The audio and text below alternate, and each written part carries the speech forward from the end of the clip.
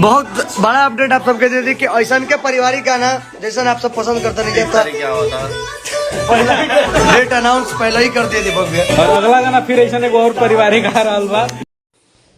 Hello दोस्तों, कैसे हैं आप लोग। आई होप आप लोग अच्छे होंगे। जी हमारे दोस्तों, सबसे पहले तो आप सबको पवन सिंह का फैंस को बधाई बधाई हो भाई लोग। धनी हो सब धन तोहरे ने बाटे 100 मिलियन क्रॉस कर किया।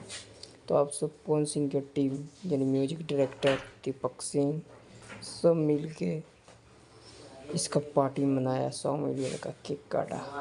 जी हमारे दोस्तों, तो आप सबके लिए फिर से एक न्यू सॉन्ग धमाका होने जा रहा है 1 मई को, जो प्रियांशु सिंह पवन सिंह का म्यूजिक डायरेक्टर ने खुलासा किया है उसी टाइम लाइव आकर। सो ये गाना 1 मई को रिलीज किया जाएगा।